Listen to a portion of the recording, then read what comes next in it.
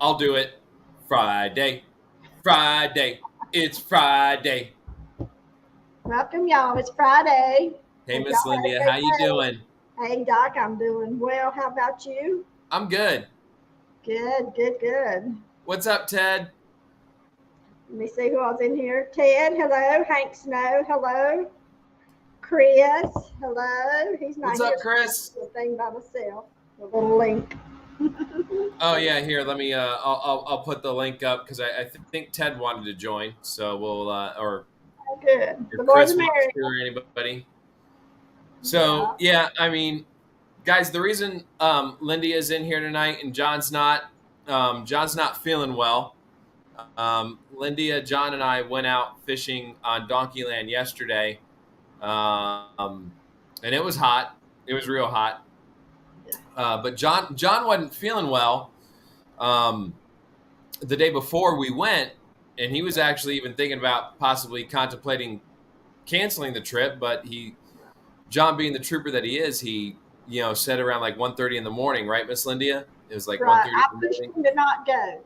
But we had already made plans, and we really didn't want to disappoint Doc either. So, Well, no, and I'd have been just fine if y'all had said that, but John said, he woke up about 1:30 in that morning and said he felt fine, and was ready to go, and we did. And I could tell even when we got there, even him telling me the story and everything about what was going on, I could tell he just wasn't 100%. 100%. Yeah. And then when we were out there fishing, even with the heat, um, I could tell he wasn't, 100% and everything. Because he didn't fish quite a lot. He did sit down quite a bit. He Yeah, just and I was needs actually to. going through the footage today of our trip, and the one camera that I had that was facing the back of the boat, that was right there by the captain's chair. Right, Um, John was in it most of the time, right, and that's very rare for him to do that. right. Yeah. So It's mostly headaches. He's got a fever. I've been checking his fever all day long. It's been like around 101. I mean, 100.1, 100.2 was the highest it's been, but it hasn't been any lower than 100.1. So he's kept a fever all day. So that shows you there's infection somewhere. He has this red place on his leg. Maybe he was bitten by a spider, a bug, mosquito, something like that. His uh, his symptoms are similar to like a bug bite, that kind of thing. He yeah, doesn't have malaria, we don't think. Some of you may laugh, but there are 6 cases down here in central southern Florida of malaria so far, and they've warned about it. yeah, and with the whole malaria thing, it, and we were talking about the mosquitoes. Remember, when we were getting everything in the boat yesterday morning. Um, John was saying about all the mosquitoes and stuff that were just swarming Yeah. around him. The last couple of nights before, I had taken the pontoon out for our daughter Jamie and her fiance John, and his mother and his little brother had come down from Tampa area to do some fishing, and just hang out on the pontoon boat and just have some Mhm. fun. So I took them out on the pontoon, and we kind of hung out in the canals. And then the next day, I took him out through the locks because his mom had never been through a lock thing. So I took her through the lock. We had fun. Manatees came and joined us in the lock. That was cool too. Oh, that's cool. I love it when Yeah, they do that. yeah. But we went out on the Lake Okeechobee so she could see Lake Okeechobee. She'd never been out there before. And so I let the guys fish a little bit for maybe about an hour or so. Then we came back in. Then we headed up the canal, went to Burger King and got dinner, and then came back. And that's when John's symptoms kind of rose a little bit because I called him and I said, "Can you meet me at Nubbin Slough and get the trailer, and I'll bring the boat to Nubbin Slough," because I didn't want to leave it another night because the kids had to go to work the Right. next day. So I asked him to bring the boat or the trailer, and I'd pull it up. Well, he said he wasn't.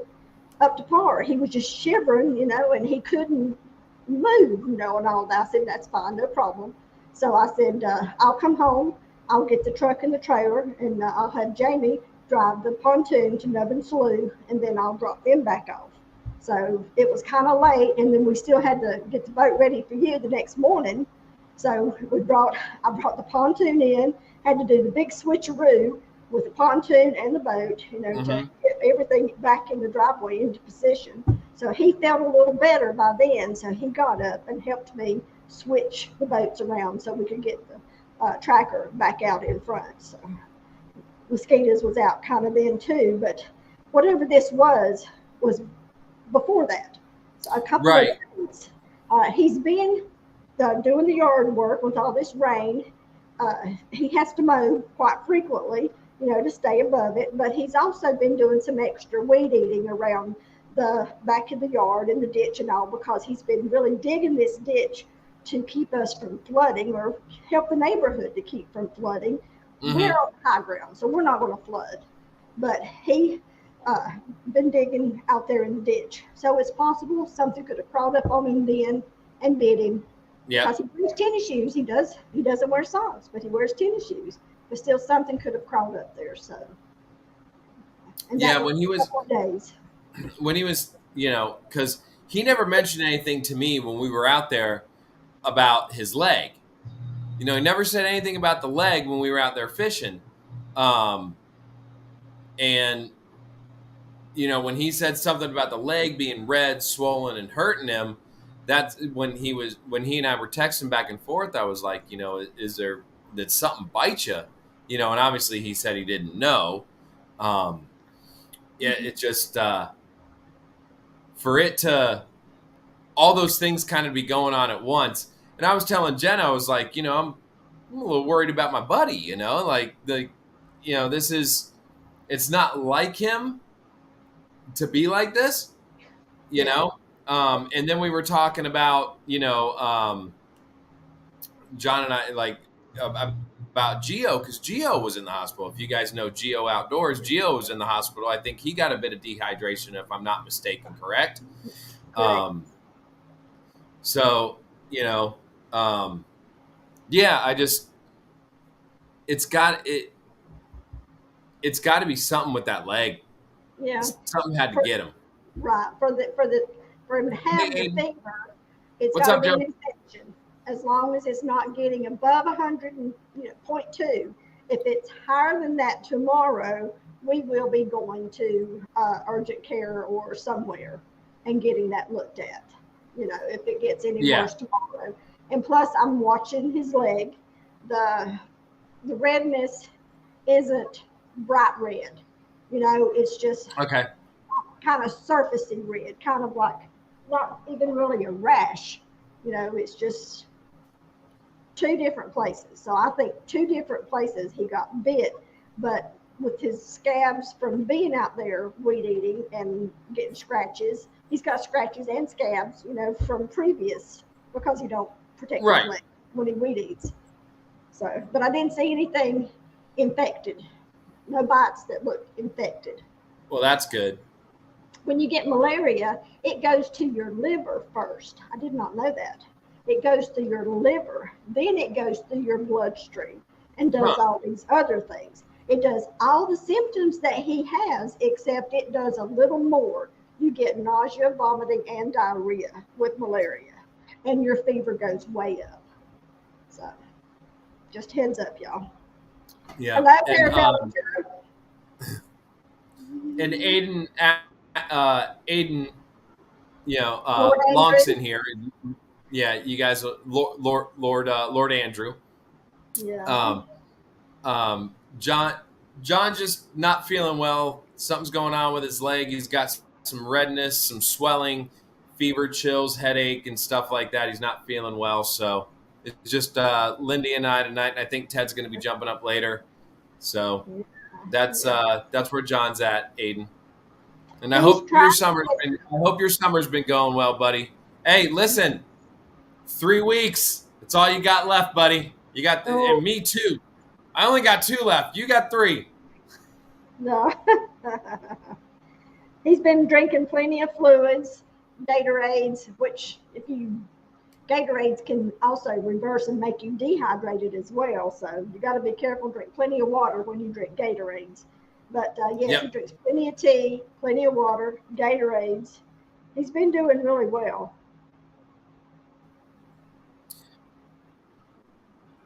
Damn it, Joe. Got your What is boots wrong with you? today. Why don't you come up and show us your boots?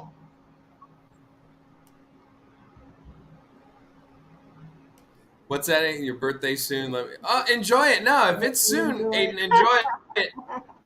Enjoy it. Yes, But enjoy it. we got to get back to work, buddy. Come 3 weeks. You're just lucky I didn't give you all a summer assignment. You're welcome. Oh, that's cool of you. I don't think Wouldn't that I'd have be done it. Wouldn't that be awful? Like my daughter, she's going into middle school. She's going into Bot Middle School of the Arts, and they gave her a summer assignment. She has two of them. She has an English language arts assignment, and she has a math assignment. Now, Kinsley being Kinsley, her favorite one that she's going to do first, she's going to bust out the math. That kid sat in her room today and did like, oh my gosh, I want to say it's a 15-page packet, and she's been procrastinating. I'm not going to lie, but she busted out What kid? almost half that thing today. Oh wow. Just doing like because she loves math. Which is cool. Yeah. So yeah, summer assignments they give them. They give them because they talk about the summer slide and all this stuff. It's like, like that was never a thing when we were kids. There was never such thing as a summer slide, and No, like but we had homework. right. Yeah, We had homework. We had homework, but there was never such. There's never such thing as a summer slide. Like you just went on summer break and then you got back to school. That's all it was. Yeah, right. Our kids went through all year summer, all year school for 2 years. Oh, okay. Yeah. And there's like a month or two break in between all of that, at intervals. But it was a year-long school, and they really didn't like it, and it didn't go real well. So I think they need summer break. Yeah. I think Thanks, teachers Chris. need a summer break. What's up, Billy? Hey, Soflo. Yeah, I will tell you this though, Lindia. I do get bored. I get very bored. I have to but I'm the type of person that I have to constantly be doing something. Yeah. So not having a thing to do over the summer, and it's just like, so I'm trying to find things to do with my girls. We're playing, we're doing this, we're doing that. Like there's something that has to go on. Yeah, that's great. What's up? What's up? Oh wait, hold on. We gotta say what's up to Big Nasty. Indiana Chris, hello. Peace, hello.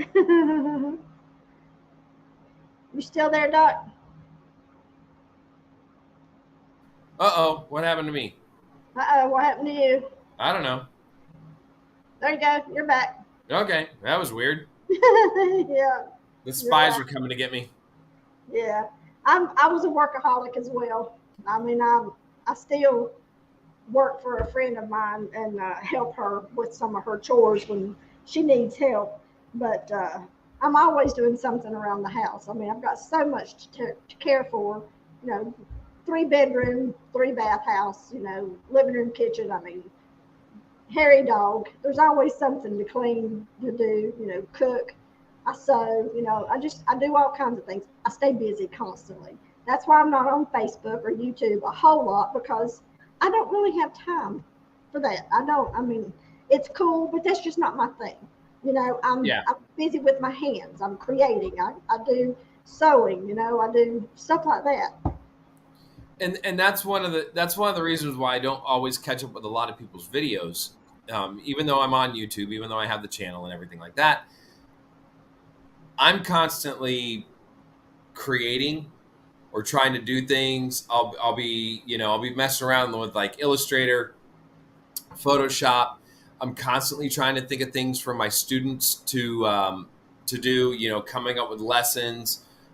Even though, I mean, look, I don't get paid. I mean, I do get paid over the summer. I take my salary year round.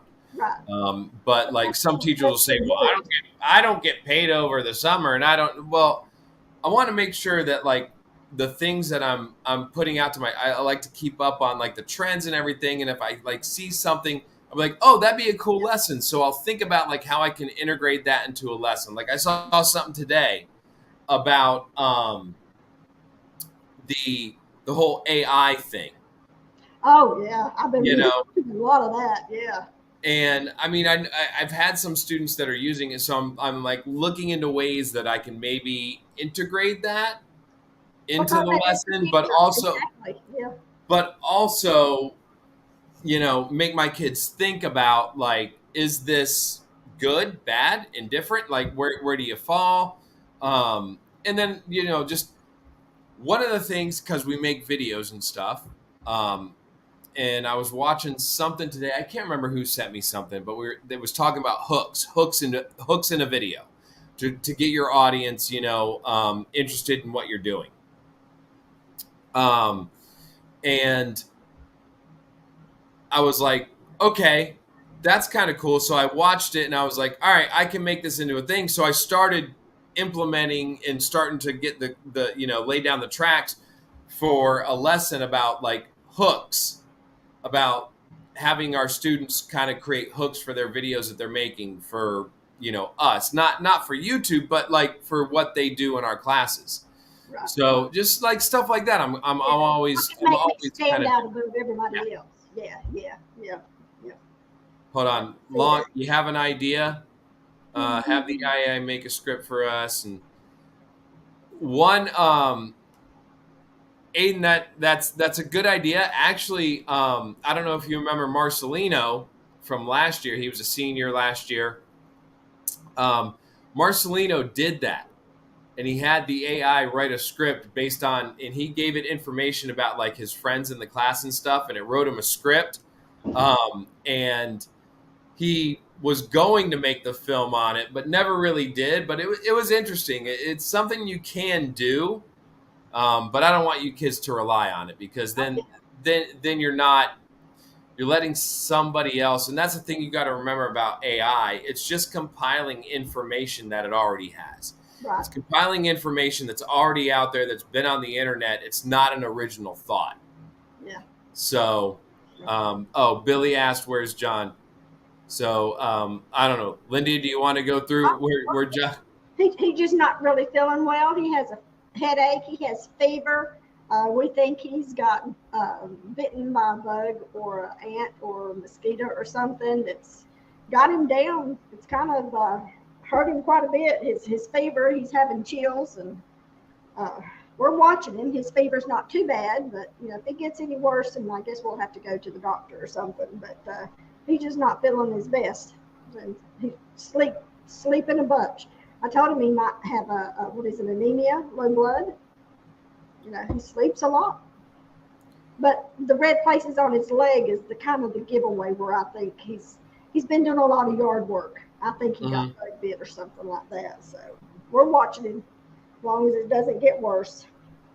The back to the AI thing you was talking about, I watched a thing on the TV the other night, and it had Scott Pele, I think's his name, and he gave artificial intelligence 3 words to make a story out of. And I can't remember all the 3 words, but something was a woman, baby clothes, and a man, or something like that.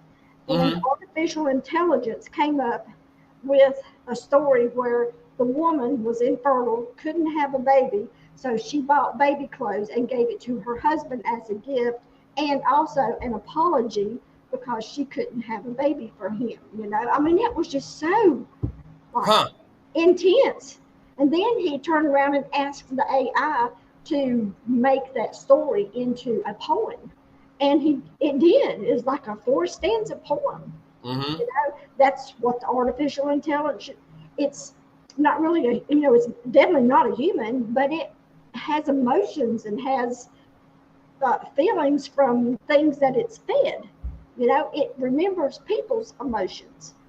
Right. And one of the things that I was looking at with the AI and kind of researching it is it's compiling things that are already available. It's compiling things that are already available on the internet. So like anything that's on the internet, it can go and basically, for lack of a better term, fish out, and pull from that and try and you know um, make the story, make the thing that you're telling it to do based on things that are already out there. And In a there's certain split things that second. yeah, there's certain things that it has to learn, like if there's something like if there's something that it doesn't know, you can actually teach the AI what that thing is, Yeah, and then it'll start to develop from what you've taught it, which is cool and scary at the same time. exactly, exactly. That You thing wrote know? that poem in 4 seconds. Yeah, that's scary. Yeah, you can sit there. You can go to one of those the chat. I think the most popular one right now is the Chat GPT, and you can go to that and you can sit there and tell it, give me 10 video ideas for bass fishing Central Florida, and it comes up with a whole bunch of them. Yeah, And you're right, Joe. You're right. quickly. That's where we're headed. Did you see the creepy video with the Yeah. AI like mannequins and the people were asking them questions and they were like, "Oh my god, it was creepy as hell." They were asking them Got questions into about like, oh, well, like, do you plan to overtake humanity, and like answers were very vague. Oh wow. And I couldn't help but sit there and watch it going, "Kill it. Kill it!" Like just Smash it. Yeah, no so flow. He wouldn't be going to iCast without me. That ain't happening. oh yeah, everybody's at iCast. I'm sure everybody's been seeing it in their Shorts feed, in their Instagram Reel feed, and I think it's yeah, over now. everybody's at iCast right now. Yeah, yeah. I think we're going to go next year. I wouldn't mind going to experience it one time. When what was it? It was 2 years ago. 2 years ago, Kinsley had a dance competition up in Orlando at the Orlando Convention Center. I think it was maybe hell, it might have been 3 years ago now. Yeah, And her dance competition was there the week before iCast started. And it was really cool because while she was at her dance competition, I would just walk out of where we were and go down to where they were setting everything up for iCast. And I would watch all the booths get set up because they were setting up. You set up like a week in advance, a couple days in advance. So I would yeah, just go down and like it was cool because you had this like big area in the Orlando Convention Center. It's almost like, you know, in airports where you walk across and you can see down into other areas. And I was just watching them set yeah. up, and I was like, "Oh, there's the Z-Man booth, there's that," and I was just kind of watching them set up. I couldn't go down there. I tried. They told me to leave respectfully, and I did. Yeah, yeah, yeah. I bet that was cool. Yeah, seeing that. But yeah, oh, what are you doing? Passing her way into there. I hear you. Look at that hair. Isn't that beautiful? Oh, you got your thing on. Oh, this curls her hair. It was no heat. They're heatless curlers. It's a heatless curler, I guess. It's hot out here. Or is it just me? No, it's hot out here. Because I'm wearing long pants. Yeah. Oh, that's cool. Yeah, I just put them in and I walked them out. So you're gonna sleep with that tonight? No. Oh, okay. You got something going on tomorrow? Lindy asked you, "Do you have something going on tomorrow?" No. No. She's just Not that I know of. Just getting practice for school. all right, Aiden. Mm-hmm. Cool. Okay. All right. Well, no, you're not gonna come up and say hi to everybody. All right. The little one was. Have a good evening, Lord Andrew. Enjoy your job. Be all the best you can be. Oh my God! I can't wait till they go back to school. Can't wait. Even though I'll be back in school, can't wait. Yeah. Yeah, they're starting to get antsy. Yeah. I hate doing my summer camp. A little bit of sad news, y'all. This heat wave, it took out one of my little birdies. Oh yeah, you told me that. Yeah, And my sweet little JoJo. I had them on the front porch. I thought they would be fine out there. This extreme heat. Cockatiels do not do well in extreme heat. Do not put them out anything above 95. It stresses them out. I lost my little sweet JoJo, so I'm in the Yeah. process of finding a replacement. They're at Jupiter at the Bird Rescue Center. There's a bird rescue center there. Yeah. Yep. It's not too far from me.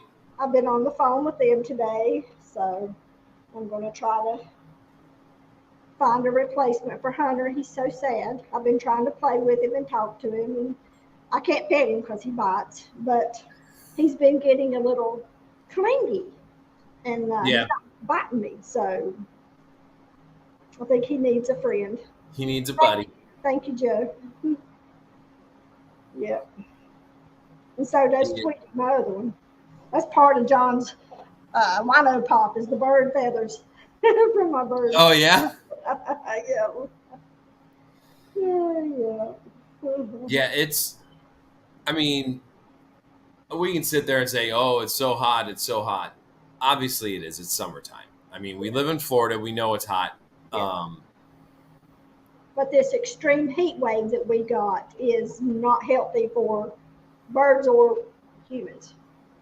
Right And now. I think it has a lot to do with the Saharan dust that's coming across. It's a blessing and it's a curse because Right. with the Saharan dust, we don't get our afternoon thunderstorms like we're supposed to, Our which rain season. Mhm. right, which cools everything down. Right. You know, we get the cloud cover and everything like that, but it does keep the hurricanes at bay. Yeah. Now, Yeah. I think eventually what's going to happen is that Saharan dust is going to stop, and then we're going to start to see an uptick in the hurricane activity out in the tropics, especially Awesome. when we get to October or August and September, October. Right. So there's a trade-off. Now, Yeah. would I rather my AC run 95% of the day and sweat my butt off and not have to deal with a tropical storm or hurricane? Yeah, I'll take that. Yeah. I'll take that. Yeah. I mean, it's been tough, and I know Joe. I know you've had a tough time fishing with the heat. I know I have. We have. No, we had yesterday. I mean, it was stagnant, no wind, and just miserable conditions when it comes to heat. Hardly We were any trying- movement in the water. Yeah, no movement, and the water was dirty, which we know why it was dirty because we went and looked and saw that there was that crazy storm that rolled through there the night before, and then I don't know if you saw Miss Lindia when I got home after kind of relaxing for a little bit, and then I turned on the news and everything. We got out of there just in time. Yeah, just in time. I saw that. I saw it on the way home. You were driving, and I wasn't, but I was on my radar, and I saw that, and I had to show it to John and said, "Look." Yeah. Well, see, when I was driving home, when I hit Fort Pierce, it was just from Fort Pierce to Stewart, just downpours. Yeah. So when I got home and I started watching the news and they started doing the time lapse, I looked at where we were and I was like, "Oh man!" Like we got out of there within like an hour before all hell broke loose. Yeah. Because I mean, the lightning strikes, the reds, the Yeah. purples that were there, like we Yeah. would have got lit the F up. Yes, it was bad. It was bad. That's for So sure. we Yeah. made the right decision to only fish till about 1 o'clock because it come 2 o'clock out there, it got bad. Yeah. Yeah. It got real bad. And staying until 1 probably wasn't a good idea. We should have left at 12. Yeah, I think because going back and looking at the footage and everything with the timestamps, the last fish that you caught was right around 12 o'clock. Yeah. And we didn't catch anything for another hour. Right. But we had to try. Like Joe says, it's addicting. It is addicting. Well, yeah, and I mean that's the thing. That's the thing about fishing. You know, we're like eternal optimists. It's like the next cast is going to be the big one. The next cast is going to get me a fish. If we go over there, something might change. Right. You know, if we go over there, something might change. Well, let's try that area and let's try this. You know, Turn this way and throw in the grass, you might catch one. exactly, Yeah. exactly. And you keep going, and it's just at some point you got to pull the plug. Yeah. And I mean, we should have pulled the plug around noon. We pulled it around 1. You know, but yeah, we got out of there in time. Like when we were driving out that dirt road, and I was looking off to the south and east. Yeah. I was like, oh, that's a bad storm. Yeah. And I'm thinking to myself, I'm gonna drive right through that on my way home. Yep, I showed that to John. I said, Doc's going to be driving through this. I said, how does he go? Down Turnpike? And he goes, yeah. I said, look here. So Yep. I showed it to him. Yeah. Oh yeah, and it was solid from Fort Pierce to Stewart. But once I got out of Stewart, Yeah. and hit like Hope Sound, Jupiter, bright, clear, sunny, and it Wow. never rained here when I got home. It was beautiful when I got home. Yeah. Beautiful. It And has then- here. Yeah. And then last night, hey Shane. And then last night, right around dinner time, which for us dinner time is like 7 o'clock. So right around like 7 o'clock, we sat down to eat dinner, and it was downpour. Oh, wow. And there was this lightning strike. I'm telling you, it was close. It was close to the house because, like, you know it's close when nobody in the house can tell where the hell it actually hit. It was just, like, bright everywhere. Yeah. You know? Instant boom right afterwards. Yeah, yeah. Yeah. Uh-oh, we had somebody down there, but then we lost somebody down there. All right, well, wait. Hello, Shane. I know you're wondering about John. John's not feeling real well.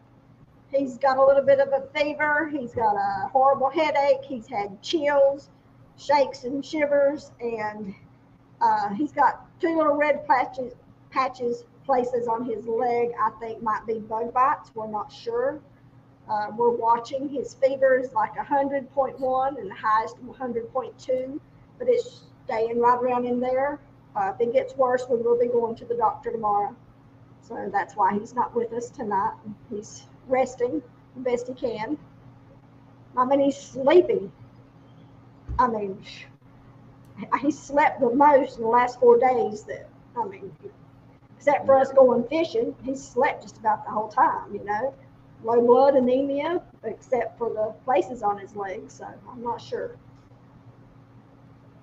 All right, I think we got our next special guest ready to roll. So I'll add him to the stream here, Miss Lindia. Everybody, say hey to Ted from Off the Hook. There he is. Hey, buddy. Hey, how are you? What's up, bud? Hey, what's up? Just making some baits. Thank you, Shane. I'll tell him. I hope he feels better. Hey, I just got back from karate with Theo, and we're getting ready for tomorrow is Theo's baseball tournaments all weekend. And then my daughter's driving up to Erie tonight with my wife because they're in a softball tournament all weekend. So Oh, cool. no Nice. fishing for me this weekend. Yeah. You didn't beat Theo up too bad in karate, did you? No, I just hit him with the Kembo stick a few times. That's all. Yes, sir, Joe. So that's basically my weekend in a nutshell so far. But I talked to John earlier. He seemed okay, but he's just a little worried. I'm worried about him a little bit. Hopefully everything's good for tomorrow. And everybody in the chat, please send your prayers to John because he's one good guy and I'm concerned about him. So just, I know he'll go. I told him, I said, don't be stubborn. Get your butt to there. But I didn't say it in that way. I said it a little more stern. And I said, hey, you got to go and get checked out. And especially nowadays, you don't know. Like if you got a broken finger and you snap it back, okay, yeah, that's a different story. Yeah. But you got something going on in there, you don't know what's going on. Go get checked out, maybe get a blood test or something just so they can see what's going on because you never know nowadays. Internal, yeah, I agree. Yeah, you never know. You know, when you're dealing with stuff like that, headaches, fevers, you never know. So I just hopefully it goes away. But if not, hopefully he gets to the doctor and they get him cured quickly. Yeah. Yeah, we were, when we were talking on the boat yesterday, John was talking about his tooth, about like he's going to have some problems with his tooth later on. And as we were texting back and forth, I was like, I remember him saying something about his tooth, and it got me thinking of something about what happened with my dad one time. And my dad, nothing really kind of bothering him with his teeth, but like all of a sudden he started getting a fever, chills, headache, and was like under the covers shaking. And my mom was like, all right, something ain't right. So she grabbed his ass and brought him to the emergency room. Turns out he had like an infected something going on in his, I can't remember what the hell they called it, but in his tooth. Yeah. And the doctor, and when they got him to the ER, they said, good thing you brought him in because this was the start of a blood infection. Yeah. And they extracted the tooth and everything like that and got him on, antibiotics or whatever the hell they put him on. Yeah, and I'm sure. Was his tooth hurting? Was his jaw hurting?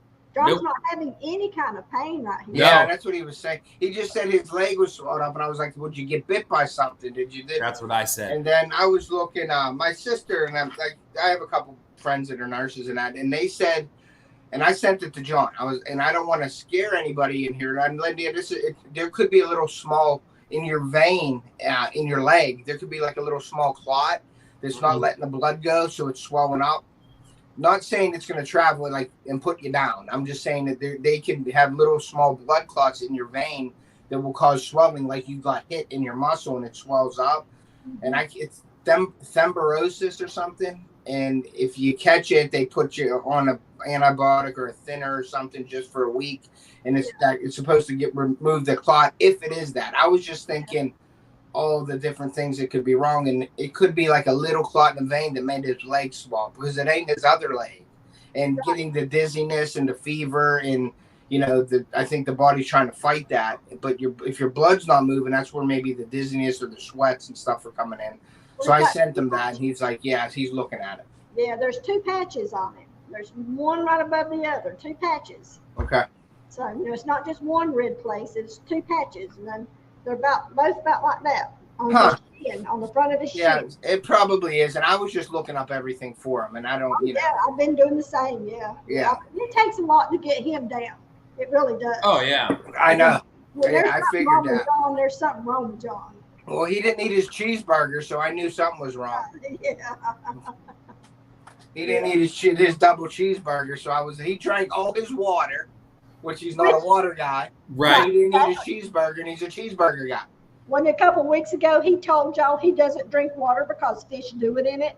Yeah. Yep. Oh no, something's wrong with John. Yes. Well, yeah, and when we were fishing yesterday, Ted, I watched John drink Gatorade, which I ain't ever seen before. Yeah. Okay. And water. And tea. Yeah. And I was like, yeah, you ain't right, man. Yeah. Well, I know what happened to me was when I was dehydrated and I was drinking a lot of Gatorade thinking, oh, it's great for you. I got the sweats.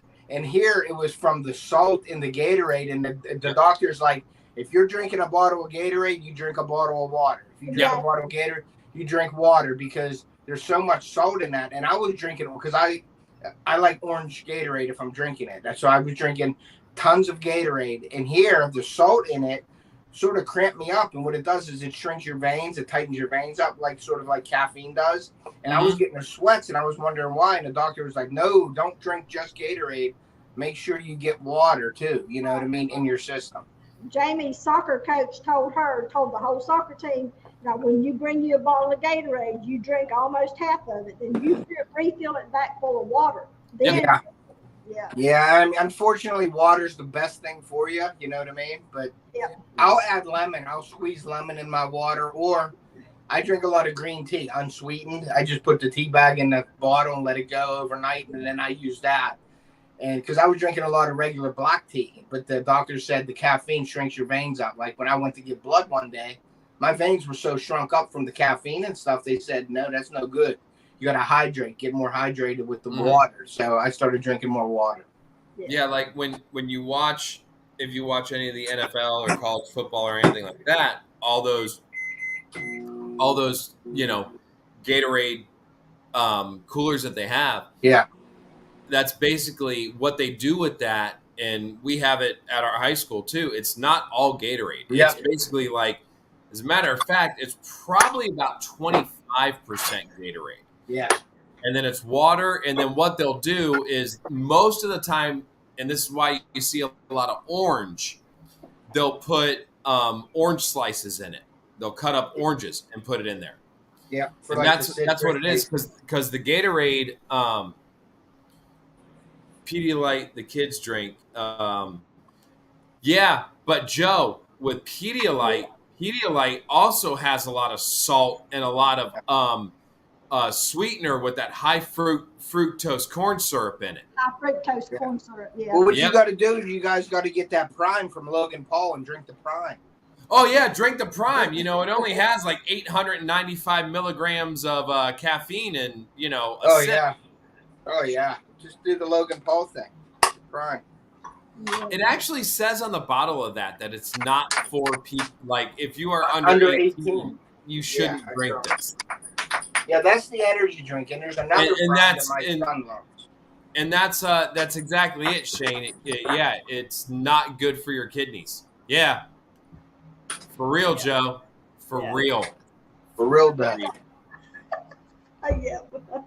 So hey, I'm making tonight because I don't know if you've seen. I've been actually slamming the bass, and I don't want to be like tooting my own horn or anything, but I did really good last week. I caught like over 6. Well, screw you and your actually halfway decent, not hot temperatures, Ted. Jeez. Yeah, yeah. Well, it was 95 a couple of times, and I like to when the weather guys say, "Hey, it's 90 degrees, but it feels like 107." I'm like, well, if it feels like it, isn't it 107? I know. I love that. Like, oh, the real field temperature is 110. Then it's 110, dude. Yeah, if you're feeling it, feeling it at 110, it's 110. I don't get that. It's 90, but it feels like 110. It's like, well, it feels like it.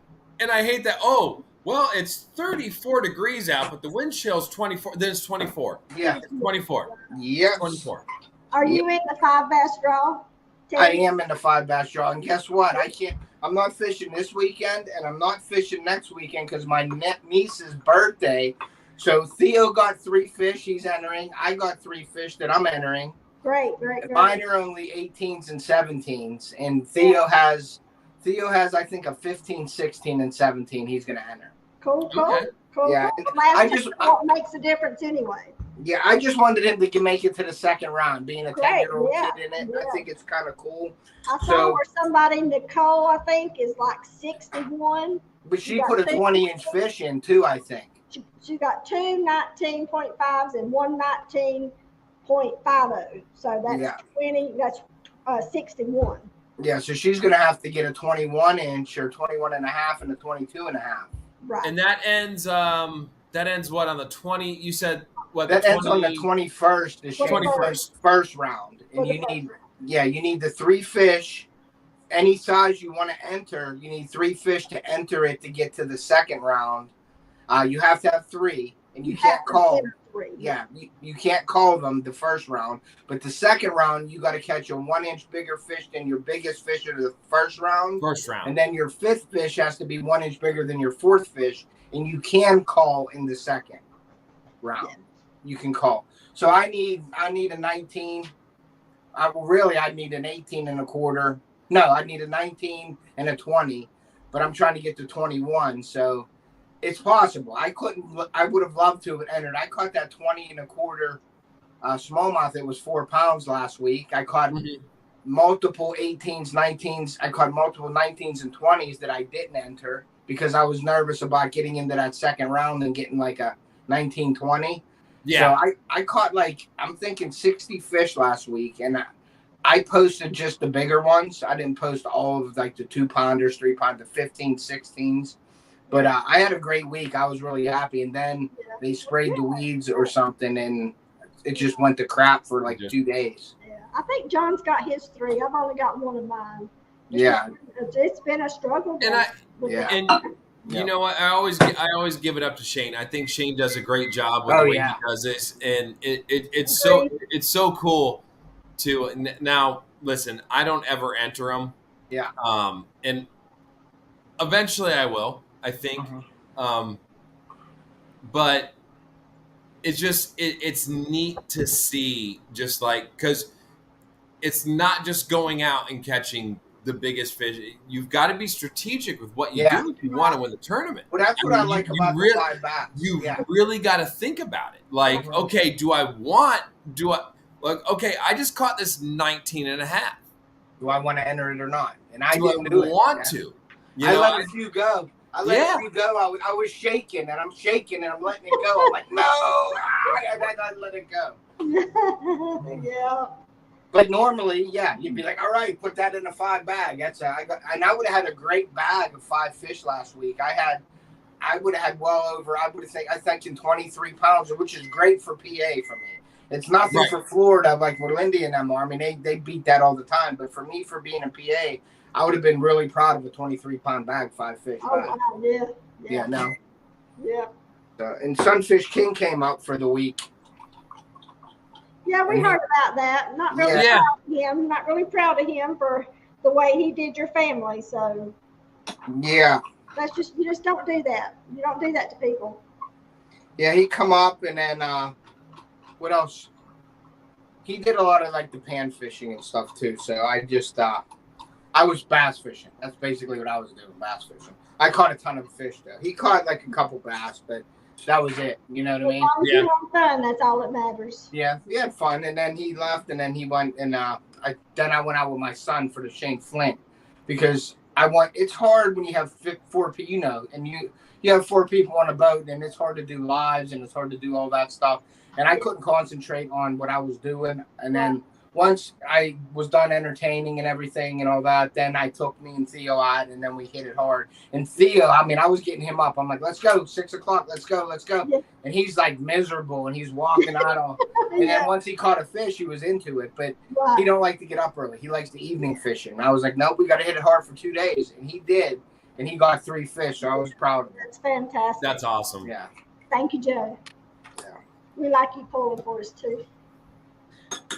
So what I did was this week in my past video, I was using black and blue flake a lot last week and catching a lot of fish, because it hasn't been a topwater bite at all.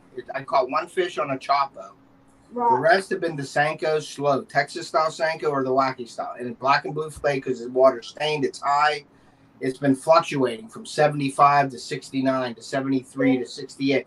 So I was all over the place. But the thing that kept me going was the Senko or my pig sticks, wacky style or Texas style, slow. And, and you got to have patience. Yeah, you got to have patience. Got a lot here with the black and blue.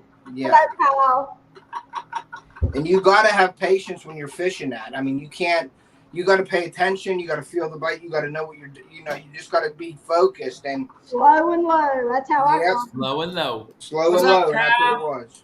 And so then, in my video, I switched to what I'm making right now. I switched to pearl. Yeah, Senko. Yeah, I know. Everybody makes it. And I had to throw it up there, Ted. I'm sorry. That's okay. Senko. I don't even know how to say it. I always said Senko. That's a coffee brand, isn't it? You know, it's funny. I don't mean to get you off topic or anything like that, but years ago, well, not years ago, because I only had the channel for 2 years, but a while ago, I posted a video when it was early in the channel, and I did like cheap versus expensive lure challenge, right? Uh-huh. And I did the Gary Yamamoto versus Yum. Yep. And in the video, I fished the both of them. and I ended up catching more on the Yum than I did the Gary Yamamoto. Mm-hmm. Totally forgot all about that video. Like I'm gonna be honest with you. I didn't even know that video was still on my channel. And Uh-huh. I got a comment on it the other day. Like this guy was like, Gary Yamamoto catch more bass because they're filled with more salt and they're softer and da da da. And I'm like, dude, Yeah. you missed the entire point of the video. Yeah. Like, Yeah, I mean, salt does, I didn't even respond to it, and I'm not going to because, like, yeah. but They and think it's funny. they think salt is a like scent, and actually a lot of companies use the salt for a filler. They use salt for it to sink faster because salt's heavier than water, so it sinks faster. Yamamoto's baits sink faster than any bait out there. Yeah. If you take the bait, you can grab it and pull, and it snaps in half. I think it's sort of.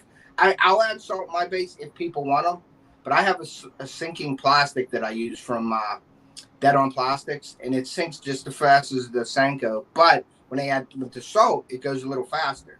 Now, I think, like I always jag around and tell people I use melt away baits because they got to buy more off me if they melt away. Well, that's the same sort of thing if you think about it with salt. You're putting it in there and it's ripping in half on you. You got to buy more baits. So I think it's just a filler, and it's just like, I'm going to say this here, it's like a gimmick type deal because I catch fish on unsalted baits just as much as I would with the Yamamoto's. Like I catch them on my big sticks all the time. What about the coffee flavor? Yeah, I mean, I have cappuccino here, coffee, like, stuff like that. But I think this is an oil base because you got to mix oil with the plastic, because if you put water in the plastic, it goes boom. It'll explode like steel and water. It's like hot plastic. If I put a water-based, here's another water-based. This is my favorite right here. I'm putting it out. I've never told people, but it's bait fuel. It's water-based. I can't Exclusive on Coastal Fever and Smallwater Charters Live. That's secret. That's my secret right there. That's what I like to use. This is a water base. And not a lot of companies use this because it's for the average fisherman. If you go on Bait Fuel, you can read all the history and stuff about it. They put a lot of science into this, but it's water based. It gets in the water column. It mixes with the water. Fish can smell it. Oil, if you think about it, you get oil, it rises to the top. It doesn't mix with the water. How does the fish smell that? It doesn't. And if a fish would breathe that in, you're getting oil on the gills, and guess what? You're going to have some floating fish, I think. It's almost like dumping motor oil in the water. If you have thousands of people using oil-based scent on the lake, you're going to get a film on the lake with oil-based. I like the water-based. That's just my opinion. I'm not saying it's 100% right, but it makes sense to me is having a water base as opposed to an oil base. And I like the water base better. I pour my leftover cooking oil in the ditch. Nice. That helps cut down on the mosquitoes. There you go, because they don't want that on them. Yep. So yeah, I mean, it just makes sense to me to use a water-based scent than it does to oil-based scent. You get all them things out there that have the glitter in it, and it's bass juice and whatever juice, and you're spraying it on your bait, and it's on your bait, and you see the glitter, and you throw it out there, and then it's off your bait, and it's floating in the water. It's floating on the top. Yeah. Yeah. So I like the water base. Yeah, I haven't understood any of that anyway. Yeah, you have to add more water base to it because it comes off too, but I think it's in the water more, and it goes in the water column and stays where you want it. And I believe you can make a scent trail with water base, but you can't make a scent trail with, if you're dragging something on the bottom with the water base, it can leave a trail. It'll dissipate after time. I'm not saying it's staying there like a deer trail with deer pee, but you're dragging that trail. And if you're throwing the same areas and you're dragging that bait through that area, I think the scent disperses better with the water base than it does with the just my Bruiser baits are off the hook lures, and then you can't go wrong. No, and I was using Bruiser. I caught a couple on the Bruiser baits, and I'm afraid I don't want John to yell at me if I do a Bruiser bait short, so I'm not doing a Bruiser bait short. Oh, no. I know. I wanted to do like the Bruiser bait goes north. You know what I mean? And like have it up here. Yeah. So I don't know. Oh, do it. I'm gonna talk to John about it and see, but I don't want to go to your local bait store. Put that out there. Another thing. I come in the other day in my bait lab, and I'm standing here, and I'm doing. I think I was packing Joe's baits up from Parabellum, and I'm sitting there, and I hear something slide, and I look, and I see about a 6-foot black snake go behind my desk, Oh, and cool. it went into the wall. I have a little addition here. In the outside, the guy did a pretty horrible job on it with the siding right here in the corner. So I think the snake got in there. So every day I get home from work, me and Theo come down with like a grabber, and he brings his stick, and we come down in the bait shop to see if it's out so we can grab it. We haven't seen it yet, but I was just sitting here and I heard something like sliding, and I looked, and I seen a long black snake go down behind my desk and go into the wall. And I'm like, it don't bother me none, but my wife's petrified and my daughter's petrified. Oh, he ain't gonna hurt you. Yeah. Nah. We've had two through the house. We opened the garage door. It slithered through here. Went all the way in our bedroom, circled back around, then went out the back door. Well, hell, they'll keep the damn rodents, mice and stuff out. you know, yeah. And the venomous snakes away too. Yeah. True. So we don't have many venomous snakes here. The only thing we have here is like copperheads, but we don't even have them around the house. And an occasional rattlesnake up in like camps and stuff. We don't have nothing around here too much. No water moccasins or anything like that? No, nothing like that here, Lindy. Oh, wow. Yeah, we're pretty much. Anti. We don't have too much of that. Yeah, we Florida is the Australia. Yeah, Florida has some weird stuff in it. of the United States. Like everything here will kill you. We got the pygmies, we got the diamondbacks. Did you see those kids from, I think they were like the Tampa area, if I'm not mistaken, come down here and snatch up that almost 20-foot python out of the Everglades? Yeah. No, I didn't see that. 4 foot, wasn't it? 24 foot. Wow. No, it was like Almost 20. Yeah, it was almost 20. It was like 19 and something, and that's like the state record. Yeah. What's up, Theo? Hi, Theo. Hello. Say hi, talk. Tell me you're entering your 3 fish, and I just got See, done Theo, you missed an opportunity there. You should have just said, hi, talk. Totally missed an opportunity there. Yeah, he's got his your tournament. He was the winning run in the tournament yesterday. He scored and they won the game. Oh, sweet. Nice. Sweet. Yep. Good job, bud. Who do you play? We'll see what happens tomorrow. He plays second base and right field. Oh, cool. I was shortstop. And this is an all-star team that he got picked to go on to. So. Yeah, I played 4A for the city of Hickory. Yeah. Nice. Yeah. Love softball. What? Good deal. Like a shake weight now. All right, Anti's Florida law. You cannot eat cottage cheese after 6 p.m. on Sundays in Tampa Bay. Nice. That's weird. So I seen James from Cranking and Yanking got a new boat. Is that I saw not that. sweet? Yes. You got a tractor, sweet. yeah. Yeah. Yes. You got a 22 model for like a good deal. Yes. Yeah. I saw that. Yeah. Beautiful boat. Yeah, it's nice. He'll get out on the water. He said he's going to fish bigger waters now with that, than his other boat. I don't know if he got rid of his other boat. Lake Merval. Lake Merval. Merval. Yeah. I hope he does. I wish him the best. Yeah. So I'm trying to make my pearl. What I was saying before was I was using black and blue flake. Well, I was seeing a bunch of shad and golden shiners coming to the top when I was there. And I also seen a bunch of carp spawning. And when a carp are spawning, I get out of that area because all it does is muddy it up and scare the bass away. Yeah. So what I did was I switched to a pearl with gold and black flake to sort of imitate a shad.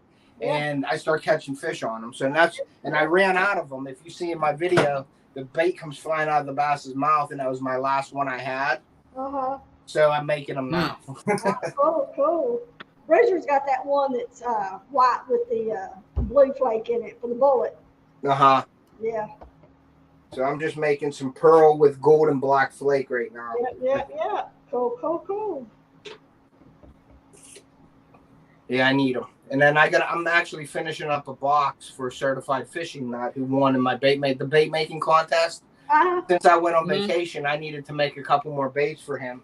So he's going to get a couple of these baits tonight that I'm making, and then I'll send them out probably Monday morning. And he'll be done, and then all my stuff will be sent out. I was behind a little bit with the bait making prizes because I went up to the lake and I was fishing so much that I didn't have time to do anything else, and I was up there, obviously not here. And then I was commuting from work up to the lake, and then back to work in the morning, and then up to the lake. So I was like, oh geez, I was like a zombie, you know. Really, yeah, yeah. Oh, I You're remember keeping yourself busy, man. You might need one of those. You might need one of those prime drinks. I got one of these. What is that? These Sparkling ice caffeine. Yeah. Sparkle ice caffeine. I've never seen that before. It's the only one I like. Everything else tastes like soap or something. I don't know. Like. Can't you get those in plastic bottles? I think I've bought those before. I think you can, yeah. I can't do those, man. I can't do those caffeine drinks like that. I'll drink them. I'll drink that one, and I'll feel like I can run around. I'll be sweating and stuff in here, but it keeps me going a little bit. I know they're not good for you. My doctor tells me don't drink the 5-hour energies, stay away from the caffeine drinks. But this has 0 sugar, so that's a good thing. But it's still caffeine. It's still bad for you. Which is the last of the 2 evils. And then Joe's in here. So here is the Parabellum and Off the Hook Ned Rig kit. Oh, wow. Isn't that sharp looking? So that is the Ned. That's Joe's Ned heads right. Oh, yeah. Well, there it goes, Ned head, and then there's my baits right there. Yeah, that's sharp looking. And it comes in. I'm gonna put my sticker right here, but that's the Ned Rig kit. I sell them, Joe, and I still got to talk about it. It's just, but I've been so busy. Yeah, I still have my box in my little green bag.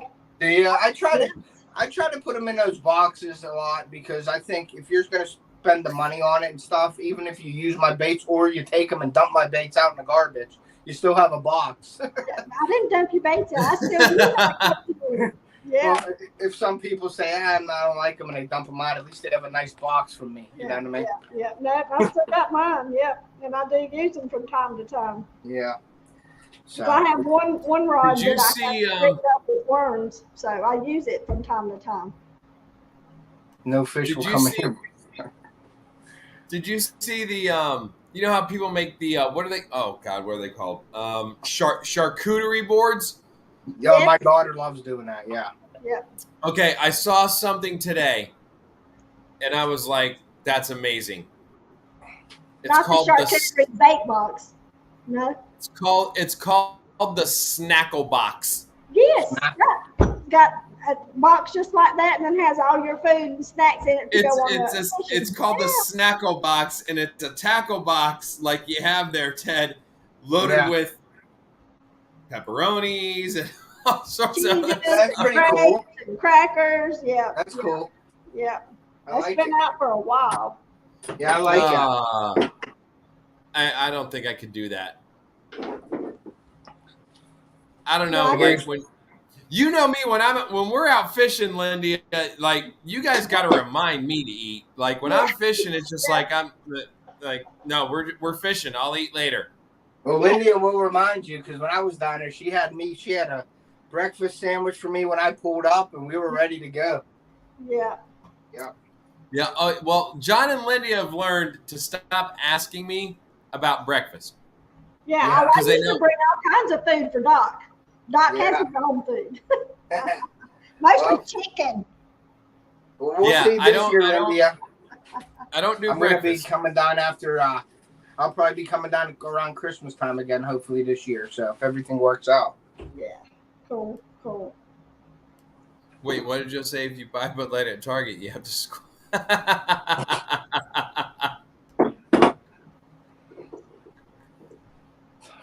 I don't squat. Taco Bell. Mm. Yeah, I don't eat Taco Bell. Taco Bell is good when you're in your 20s and it's like 2, 3 a.m. Yeah, I've been there, done that. Taco That's what Bell, Taco at my Bell. age, every once in a while, you just got that craving. You got to go. Get that nacho cheese with extra sour cream. Yeah. No, every now and again, like my daughter, she's 11. She'll want Taco Bell every now and again, and like, yeah, we'll go snag it up and stuff. But it's just, and Yeah, again, my I'm thing, I'm my really thing upset was they got rid yeah. of the chili cheese burrito down here. We can't get the chili cheese burrito. That was the only acceptable thing from Taco Bell. It's because Really? y'all don't have real chili. Y'all don't know how to make real chili. Uh-huh. So, I hear you're going to get your license, your merchant mariner credentials. So proud. That's cool. Yep. Yes. And Ted, Billy said when you come down, gotta get you on some peas and snakes. Oh yeah, definitely, without a doubt. I'd love to catch Peacock. That's on my hit list. Definitely the Peacock. Yeah, dude. Next time you're down, Yep. I'll let you know. It'll probably be the day after Christmas again, usually. And definitely Okay. on my thing is John and Lindy. I'm definitely going to hook up with them. Yeah. And then with time, I mean, I should be able to hook up with you guys too or whatever. But I'd love to go Peacock Munchies. bass fishing. Yeah, we'll do it for sure. Yeah. What did that say? What did Anti-Say Paramount 2 or 3 a.m. indicates coastal fever is on zero. Oh, that's the only one left is Rules of the Road. Very good.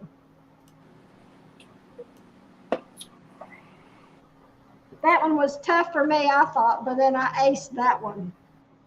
The one I had trouble or didn't make a really great score on was Navigation General. All the rest of them I did A's on. I mean, great. That's cool. Great on. Yeah, they're I'm not on pretty the hard. gluten-free diet. Gluten sounds like something you're drinking. Gluten, gluten, gluten. No, like I don't understand. Maybe somebody can explain it to me, but do you guys ever remember when we were kids? Okay, we're all in the general vicinity of about the same age. With 20 years of Do each other.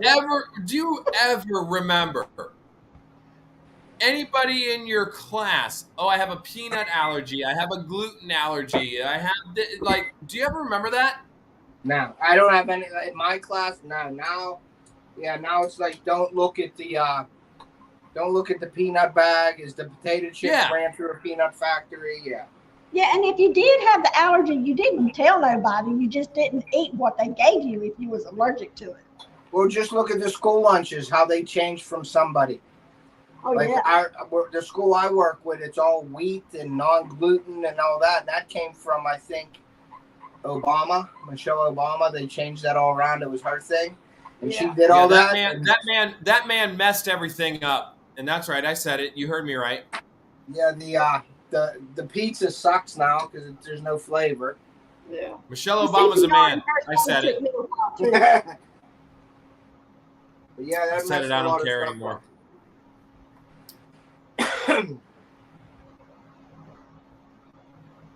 Drop 22 pounds.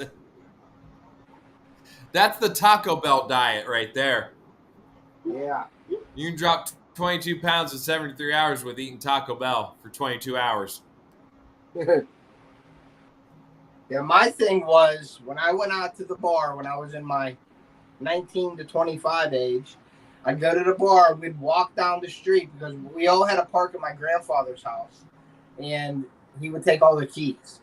And if you went there, we usually had a designated driver. That person would get the keys. If you weren't the designated driver and you smelled alcohol, you weren't getting the keys, you had to walk home, take whatever you had to do. He wouldn't give them to you, or he would let you sit and sleep there. Well, there just happened to be a Sheetz across the street.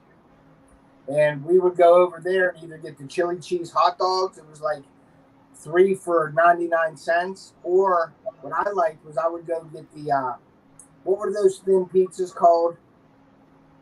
Real thin. And I can't remember what the hell they were. The pita bread? Thin crust?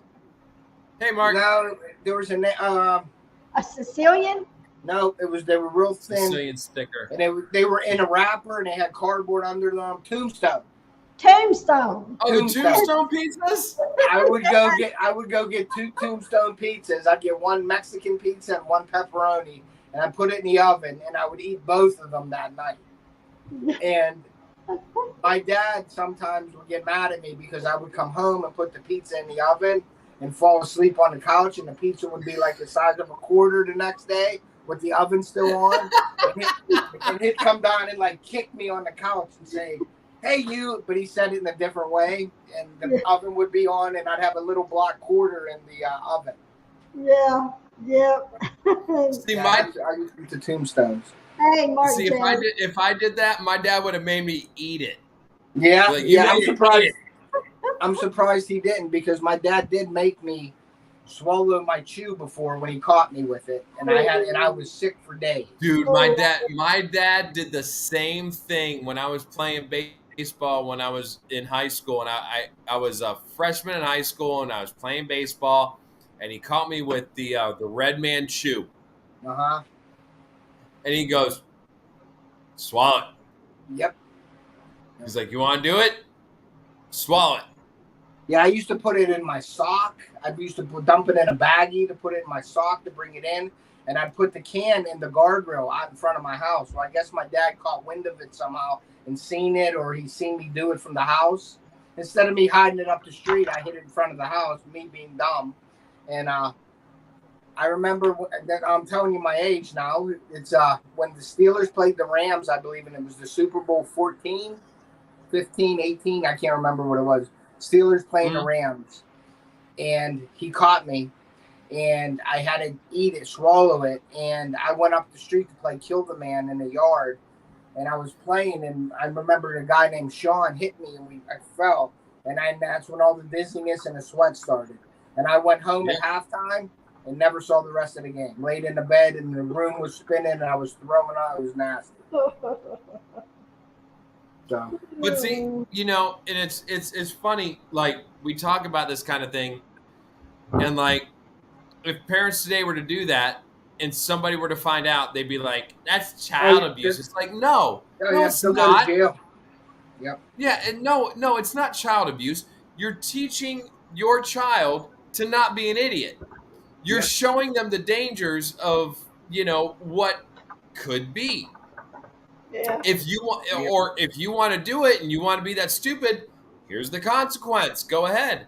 I saw a great video. It was like, you know, parents back in the day, and it was an old John Wayne movie, and I can't remember which one it was. I'll be back. Okay.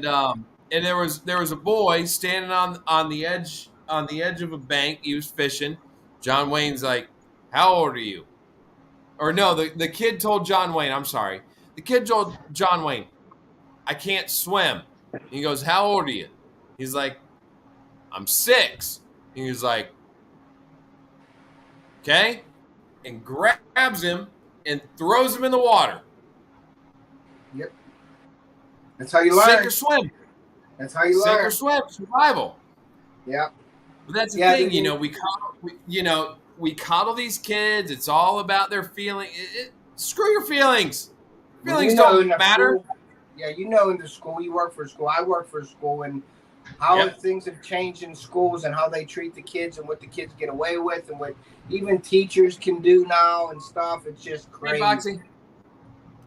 Hey, Boxy. No, it is. It is. Yep. It is. It's scary. It's a mess. Yeah, Yep, it's a mess, dude. Yeah. Let's call it what it is. It's a mess. Definitely It's a scary. mess because we've got all these things in place that want to protect their feelings, and it's just like, whatever happened to just, you know, being thrown into the fire, feet first, you know? Yep. Yeah, and then you got to get out of it, or you got to do your punishment and that's it. Move on. Not no more. And I would say it all started with the whole participation trophy generation. Yep. But it actually, like, just reading some of the literature that I've read over the last couple of months, it goes back even further than that. Like, a lot of the things that have happened within our educational system have happened way, way, way before the 1960s. Like, going back way before that. that actually created the participation trophy generation. Yeah, I don't like that. Even like Theo playing, like not when I played, not all the kids got a trophy. It was 2 teams were up there, and you got first and second, and all the teams were there watching you get your trophy, and that was saying, hey, if you want this trophy, you got to try and get it. You got to earn it, right? You got to earn it. You don't get the little, everybody gets a 6-inch trophy, and then everybody that didn't win gets the 3-inch trophy, but they got something. That drives me nuts. It does. It does. I remember playing t-ball and playing baseball. Like, if you weren't part of the... What's up, Swamp Doggy? If you weren't part of the top 3 teams in the league, now this is where I played in Little League, if you weren't one of the 3 top teams in the league, you didn't get a trophy. You know what you got? You got a little piece of paper saying that you played. That was it. You didn't get a trophy. So it made you want to try harder. It made you want to go out and continue your skill set and improve on, just like what we do here on YouTube. Yeah. We want to be better fishermen. We want to find better baits. We want to find better techniques. And what do? We go out and we seek out that information. Nobody's giving us a participation trophy on here. Okay? No. Like, nobody's just giving away free subs. I remember monetization and free views. You gotta earn that shit. You gotta go out and you gotta earn it. I remember walking away with my dad with his arm around me bawling my eyes out because we lost. And that's what you gotta experience that stuff, because you don't want to feel that way again. So guess what? You tried harder in practice so you didn't feel that way again. Right. That's how you learn. What's up, Anyvent? Exactly. I got ribbons. You learn more from your failures. Yes. Than you do your successes. Exactly. You get your teeth kicked in and you get beat down. Yep. Yeah. What are you going to remember more? You're going to remember that feeling. Yes, Like, you are. look, I'm an Alabama fan, have been for years, and I read Coach Saban saying, not barely, I remember our losses more than I do our championships. Yeah.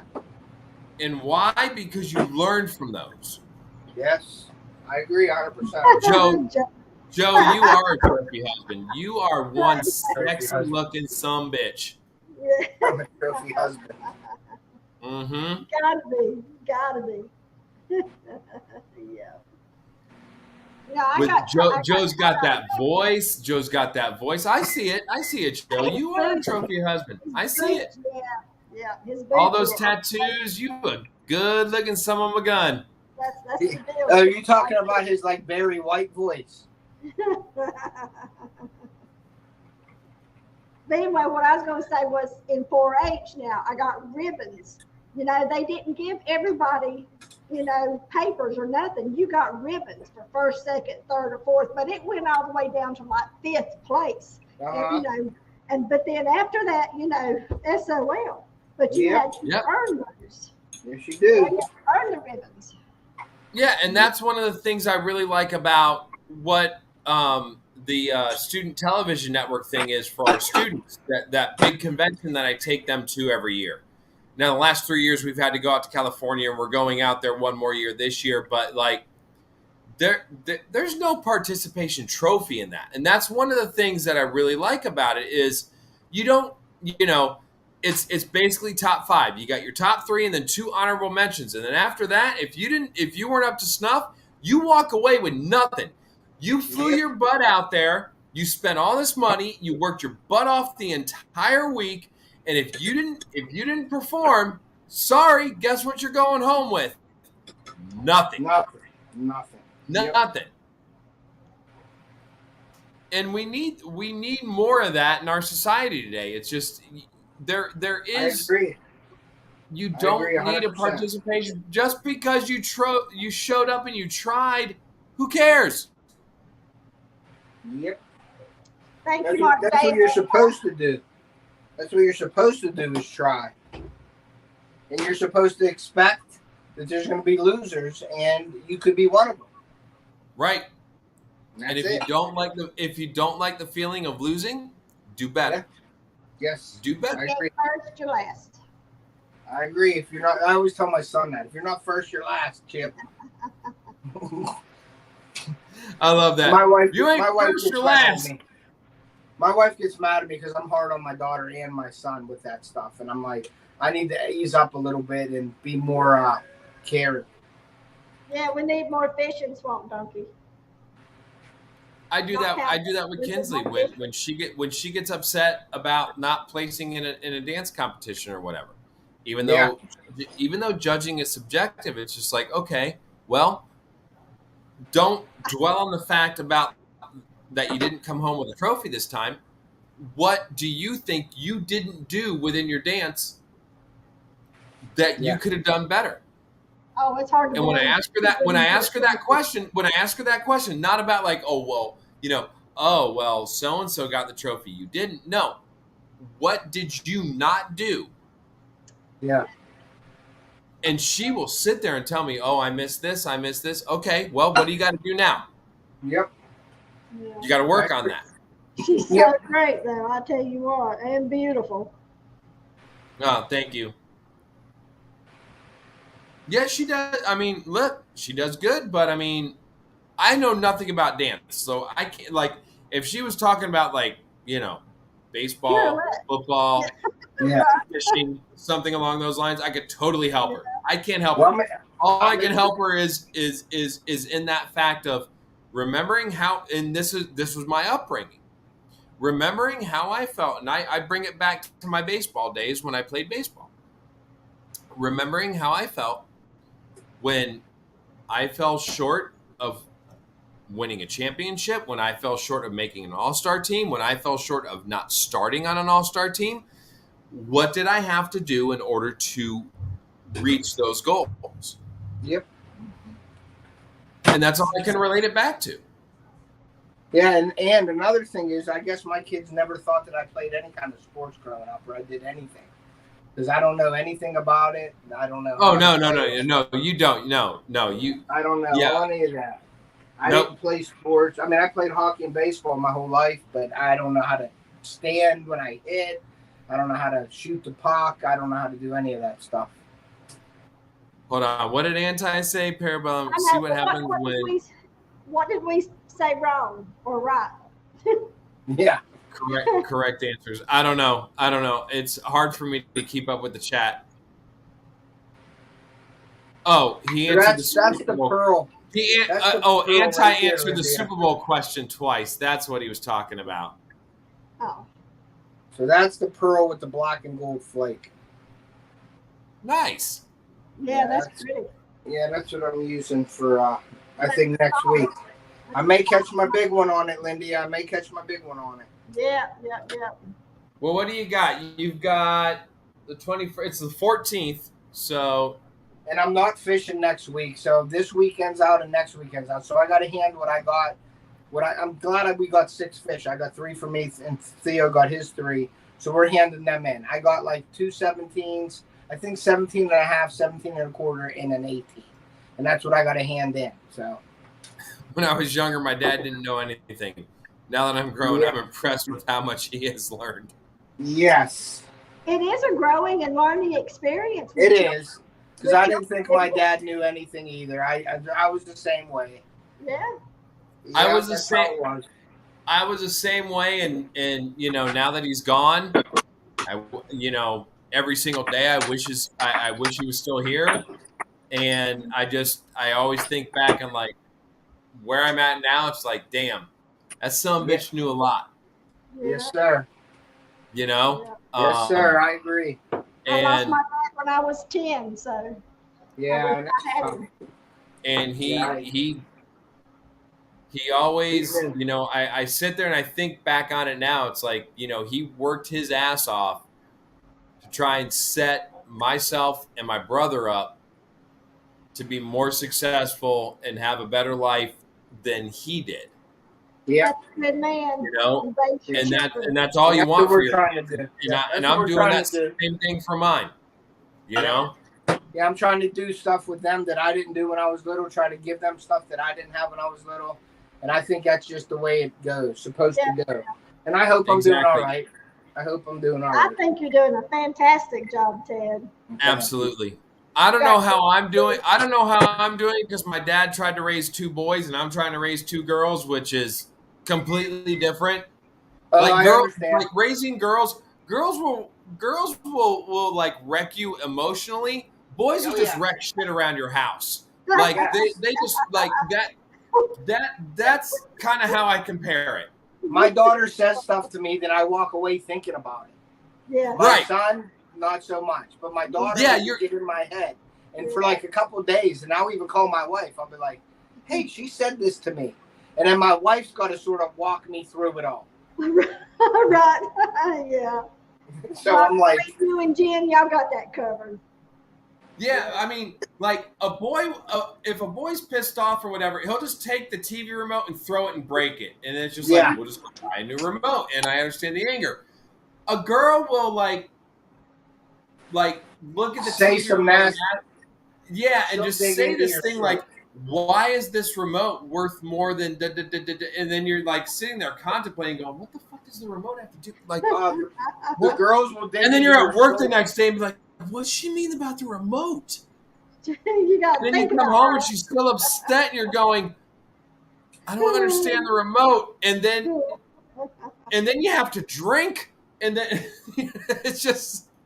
And that's my problem. I don't drink, so I got to find another way out. So I go outside and like cut the grass or do something else. And then that's like, that's one of the most mindless things you can do is cut the grass, and you're sitting there mowing the grass, and you're going, "What does she mean by the goddamn remote?" Exactly. You're mowing and thinking about it. That's what I do. Oh wait.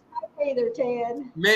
Maybe this next gentleman can help us figure out the conundrum between boys and girls. It's Shane Flint, everybody. Bye, Billy. Good luck with your rules of the road. All right, Billy. Good night, buddy. I raised 3 girls and 1 boy, and the boy was easier. I'm just going to say that. Yeah.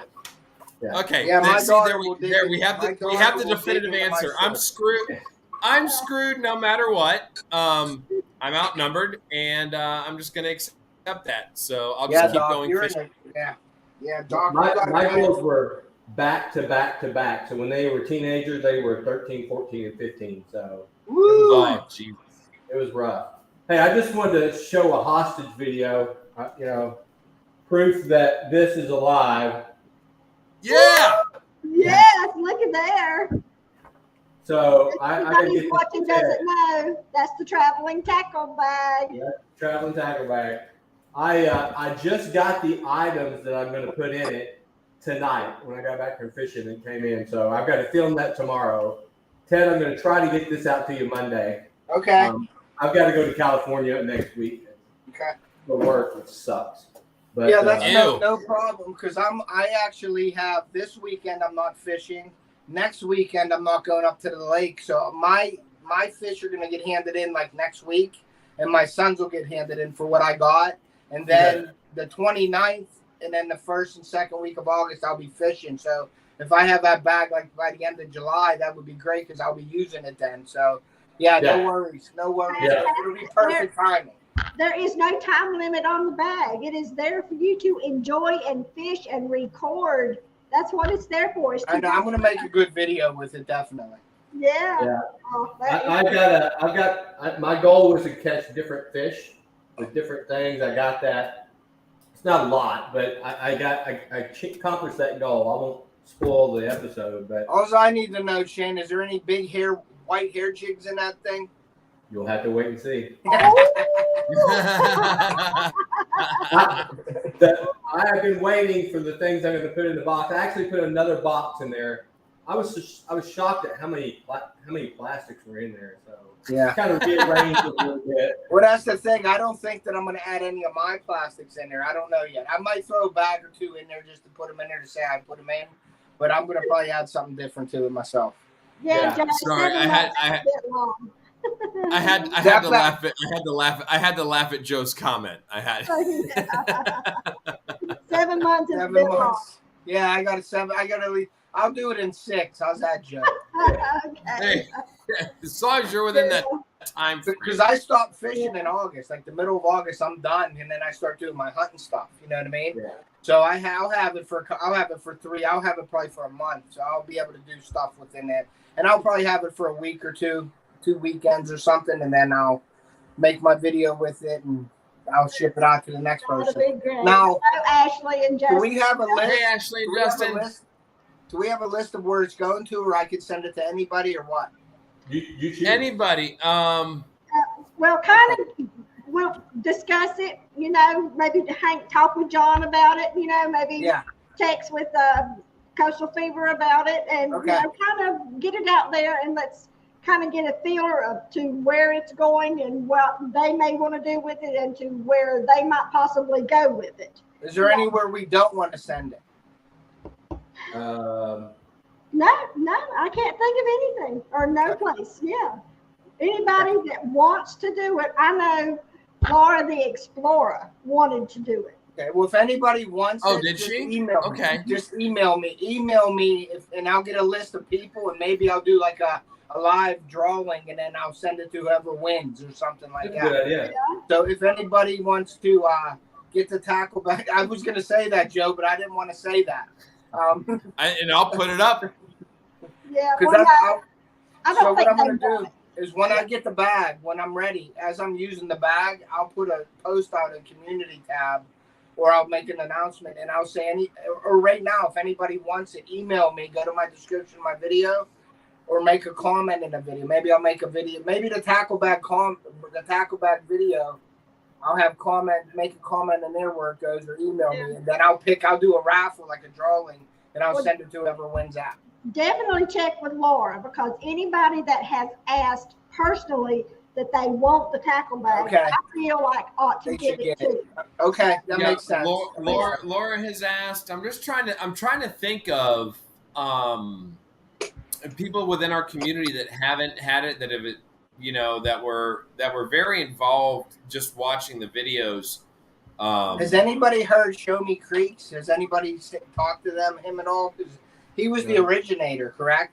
Right, Yeah, Larry was the originator in it, and John talks with him. I think John texts with him or emails him or something. Yeah. I mean, I think I can't speak for him, but you know, I think he's probably happy it's actually back in action. Considering, you know, he was the guy that had the idea, you know, and originated it and put the initial investment effort into it. Yeah, started sending it out and everything, and I hope you filled out the journal, Shane. I did. I just finished it. I was doing that while I was listening. Oh, great. Okay. Yeah. Great. Yeah. We haven't had anybody who put the journal? Who put the journal in there? Was that that was Fish Smack, wasn't it? Fish Smack put the journal in. Put the journal in. That was cool. I thought that was a great addition to it. Yeah. Yeah, I did too. We haven't. Traveling Tackle Bag hasn't been to Minnesota or Michigan or any place like that. Is PA the farthest north it's been? Yeah, because I was thinking Laura. I would think so. Yes, I would think so. Or like a no, I don't think it's been that way. Oh, you know, Mark J had it. Mark J had it, and he's in Illinois. Yeah, because Mark J was going to send it to me the time when it got lost, I thought. Yeah. And then you got Ryan from Jumbotron, which I believe he's kind of in Mark's area, I believe. Yes, they're kind of westerly. Yeah. I was thinking something like Joe from Live the Fish or something like that, even too. Mm-hmm. Yeah. That would be a one, because he fishes Lake Michigan a lot. You know what I mean? Yeah, I would think northern people should get it if they want it right now. Request it while they're still able to fish. Yeah. Do we know anybody out in Cali?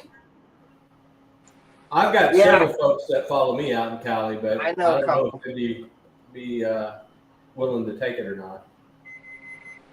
I was thinking the Michigan fisherman up in Michigan, but he's on a kayak. That might be a little tough for him. But Yeah. I'll do the Laura thing. Yeah, Mike's his kayak. Yeah, Check with Laura. The thing is Yeah, heavy. I'll check with them. And then Joe from With the Fish would be a good candidate too, because he makes pretty good Yeah. videos. Somehow, I think when it turns cold weather, we got to get back south. I was thinking, I can't think of his name, the guy from Retro Fishing, Retro Bassing. We got to get him the bag. Yeah. Yeah. He's so busy right now with moving and packing and all of that. Yeah, he's trying. Yeah. But Chris said he was going to be down here in August. What do you think? The last time I talked to him, he said he was going to be down here in August. How about, you think like October? It should be back down south, like around the end of September into October. No, probably November, December. I mean, somebody like Tennessee, Arkansas, middle of this country, fall fishing is really good. And what's up, Backwoods Barbarian? And listen, just me fishing with Billy over these past couple of months and everything. Billy would like to get it too. From Sofo Outdoors. Yeah. You know, that could be like the late season or something like in that. Yeah, I told him, I said, shit, man, I'm sorry. I was like, we kind of screwed the pooch on that one. We should have given it to you. Yeah. But he was busy alligator hunting, wasn't he not? And then now he's doing the captain thing, so he hasn't really had the time.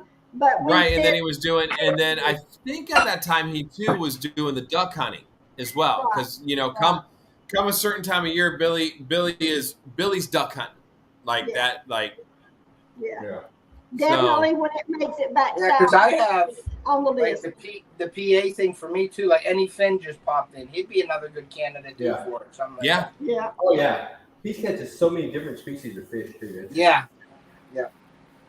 And I think that was the whole thing behind it, was to see all the different types of fish you could catch with it, and then just trying. It's such a neat idea. And I can't remember where Larry said he came up with the idea from. It was from another bigger YouTube channel where he came up with the idea. Probably but it was just Lojo, because Lojo did that a while ago. Oh, what? I don't know if it was him though, Ted. I'm not sure if it was Lojo. Okay.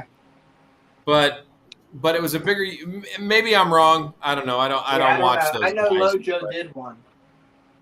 But I know. I just thought it was so cool that it got started, and I mean, I was happy to get it. It's such a cool idea, and to watch it kind of go around and watch everybody's videos of what they do with it, what they put in it. It's neat. It's a great idea.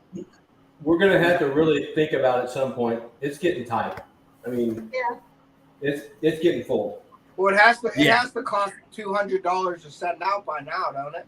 I think it's about $22. Yeah, okay, that ain't too bad. Yeah. The heavier it gets, the more it costs. You know what I mean? Right. Yeah. We do. I don't know what could we do with it to help? Because maybe we upgrade the bag, but then it'll get like a suitcase. Or you can do a 2023, 2024 tackle bag. Just do it by the years. And then maybe send this bag back to the originator. Back to Larry. Something like that. You know what I mean? It's possible. Something like that. That's a possibility.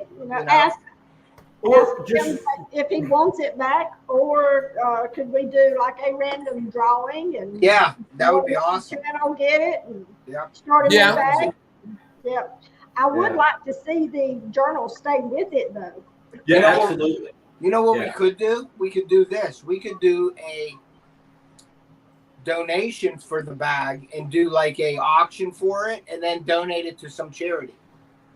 Could be, but pick a charity where it goes to, somewhere in like say Larry's area or like Florida or Tennessee. Pick out like something for like a kid or something like that. Like kids can fish. They have a bunch of stuff like that. But we could do something like that. We have an auction. Yeah, you might not. Yeah, but you want to make sure that the bag keeps going though. Also it should be the baits inside the bag, not the hardware, not the journal. Right. Because there's a Yeah. scale, there's pliers. Yeah, I You mean, know. I don't know, or we can replace all of that, but then there's the money Yeah. that's involved in replacing all of that. Yeah, it might be better if we had I like the idea of auctioning it. If we took all the right, you just auction the baits, Yeah. and then maybe donate the money to whatever You want to do. organization. Yeah, but the cool thing that I don't want to open it because I don't want to spoil my thing, but all the bait trays have everybody's stickers on them and all the dates and stuff. If we had some place that we could display them. Right, if somebody could keep it. I mean, you mean a bass con? Our new bass, instead of cat con, we'll call it bass con or whatever. Yeah, I would love to do something like that, like a cat con thing, but for bass fishermen. That would be awesome. But I don't have time to do it, and we would need multiple channels to try to make something somewhere to do that, where we all can get together every year and do like a cat con thing, but bass con or something, and do the bass fishing thing. That would be cool to display that there. Yeah, I don't know if this is going on. You talk about CatCon, but there's other YouTube venues that have these cons. Like I got a friend that's to the minimal living stuff, and all the YouTube channels that do that. They have like the minimalist stuff. Yeah. They all meet at a lake and camp out for a weekend, have a big party or whatever. We do the rendezvous in PA every year, like something like that. You know what I mean? Yeah. Well, we're stuck. We can't get away. We can't go anywhere. We haven't had a That's vacation what we'll call in 7 years. The bass hole Anything came up with a name. Bass hole gathering. But somewhere like centralized, like maybe I don't know, Georgia, Tennessee, somewhere. I ain't going to Georgia. Yeah, a lot of people can't travel. We can't travel. Yeah, I get it. No, I'll travel. I just ain't going to Georgia. We can't travel. How about Tennessee? Can you just skip over Georgia to Tennessee? I don't like Tennessee either. I lived there for 2 years. Screw that. Let's go to Alabama. Okay, Alabama. Let's do it in Pittsburgh. Yeah. We'll do it in Pittsburgh. Yeah. Or I got family in Alabama I can stay with. I'm good there. there's been a lot of great ideas. Another idea is we could do a timeline cutoff, no more baits added, use what's in the box, don't use anything else, catch fish with what's in the box till it's empty. Keep passing. Oh, that's a good idea. That's a good idea. Oh, and watch it kind of just go down. Dwindle back down, then start filling it back up again. And then the last person that has like one bait left has to fish with that, catch a fish, and then start building it back up and then send it back out. That's cool. I did go through. Think about it. Go through several speed worms. I caught a bunch of pike. I'm not going to put it on the video. I was like, there's plenty of those damn things in the bag, though. So. Oh, there's so many plastics in there. Yes. Yes. All right, Annie Finn. See you later. All right, Backwoods. I see you, Finn. Bye, Backwoods Barbarian. So good of y'all to stop by. I think Joe meant yell. Yeah. Who knows? Who knows? I've got to go back and find who did the last traveling tackle bag before it got lost. Was that Joe? No, Mark J. Mark J. Okay. Yeah, because he was going to send it to me, and I wasn't fishing anymore, and then he sent it somewhere else. I don't know where he sent it to, though. Yeah.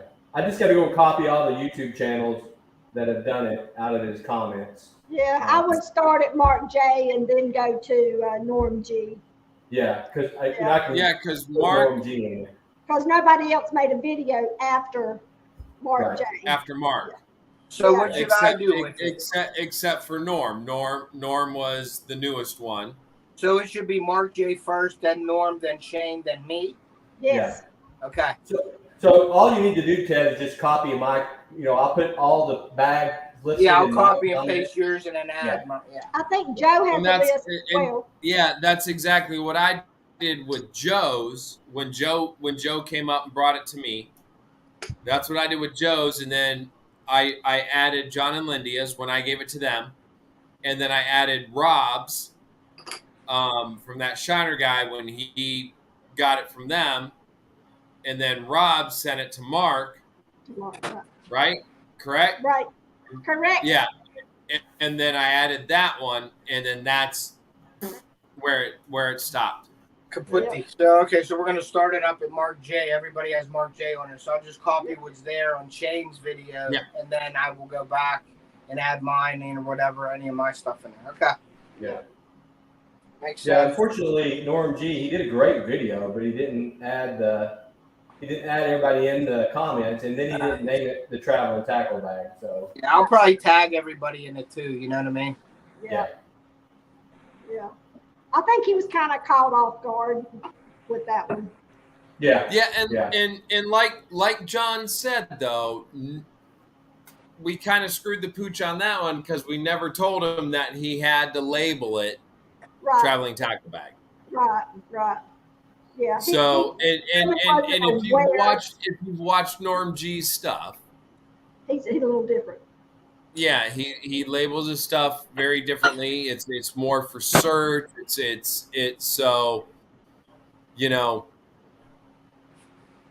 Yeah, we kind of should have told him like, hey, make sure you put in the description of the video traveling tackle bag so people can find it. He was kind of caught off guard with that one, so yeah. Yeah.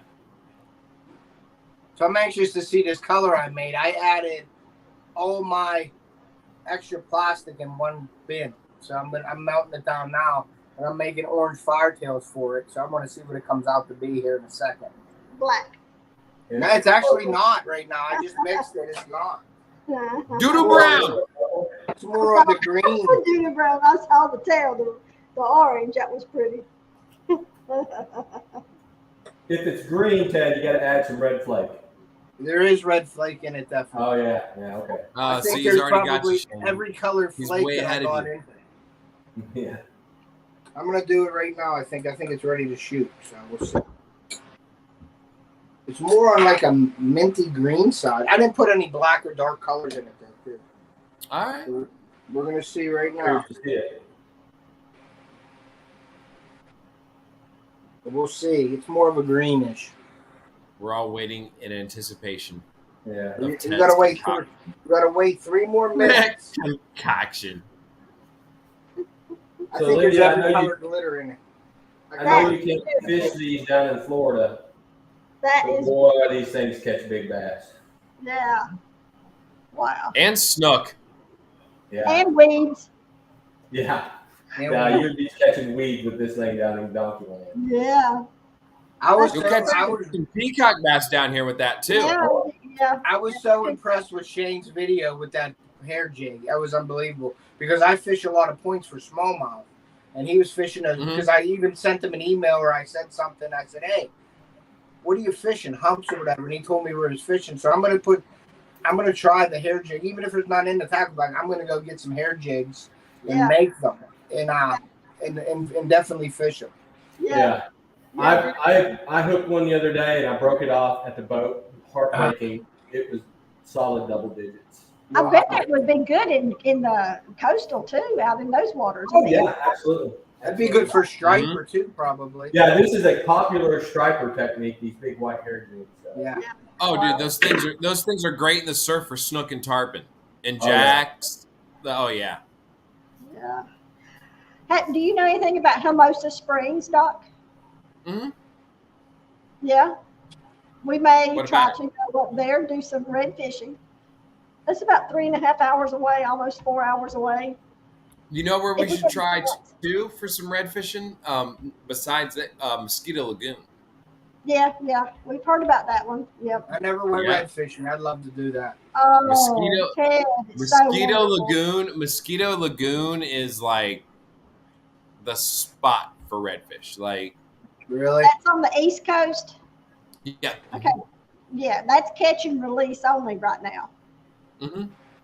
We went up to Sebastian Inlet, up to the Indian Lagoon up there, and we tried some red fishing. That's when we caught those tarpon. Yeah. But the Hermosa, is in the Gulf. Yeah, you're on the Gulf side. And right. somebody told me there was a 2 creel limit there, but I don't believe that. I think it's just 1. No, right now they keep messing around. The FWC does, but right now, if I'm not mistaken, redfish 18 to 27, Yeah, right. 18 to 27, 1 per fisherman per day is what Yeah, you can right. keep. In the Gulf. I don't think you can on No, the no, Atlantic. no, on the East Coast. On the East Coast. Well, check into that. How many can you keep on the Gulf side? Pardon? How about on It's the all Gulf side? it's all over. All over. It's one per one per one. That's what I thought is 1, yeah, per person, yeah. Has any of you guys ever fished like on the Tampa side of Florida? That's where the Hermosa Springs is. That's where Hermosa Springs is. Yeah. Oh, I bet Gary could tell us about that. He's Yeah, over Gary catches redfish. Gary's Sarasota. Well, that's right up above. I mean, that's right below Hermosa Springs. Oh, I'm sorry. Crystal Springs and Hermosa. I'm sorry. Why am I thinking he's Titusville? Oh, Jesus Christ. Yeah, oh, yeah. Never mind. Yeah. Yeah, no, Gary's, yeah, he's in the Gulf. Yeah. Yeah. Gary would know about that. Okay.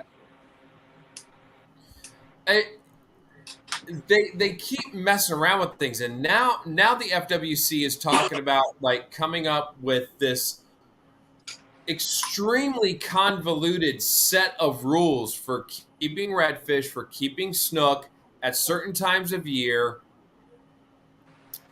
and it's just like, and what they're talking about doing it is dividing it by county. Yeah. So if you're like a charter captain, and you're, let's say you're in a certain area and you're going to go across county lines, Yeah. it changes. Your regulations are going to change based on where you are. So based on the seasons, I would think, because of exactly, they're talking about changing it by county, changing it by seasons, and all this, and it's just like, just make a blanket statement. And it kind of goes back to, just simplification is ideal. Like when we have our school, the school that I teach at, they're talking about implementing a dress code. Okay. So the principal sent out an email about all the things that are going to be in the dress code for next school year, which is fine. I think they're a great step in the right direction. However, I think there's too many things that are in there that are left up to interpretation. So it's like, well, what if this? What if that? But if you sit there and say, solid colored collared shirt, khaki pants, and closed-toed shoes, that's your dress code. You got 3 things. That looks good. Yeah, I like that a lot. North Carolina did that 10 years ago, if not more. Dress looks like Miami Hurricane colors. Yeah, it's got all kinds of glitter: green, gold, purple, orange, red, black. It's pretty. It's a pretty. So Mosquito Lagoon is closed for redfish. See, there you go. Thank you, Rob. Yeah. Knew Rob would come through with the knowledge. Rob always comes through with the knowledge. Yeah. Hey, Shiner guy. Hey, Rob. Hey, Rob. You know what I really like? What I'm saying is, you give three things, right? Collared shirt, solid colored collared shirt, khaki pants, closed-toed shoes. That's it. That's all. That's your dress code. 18 to 27, East Coast, between November and December closed. That's it.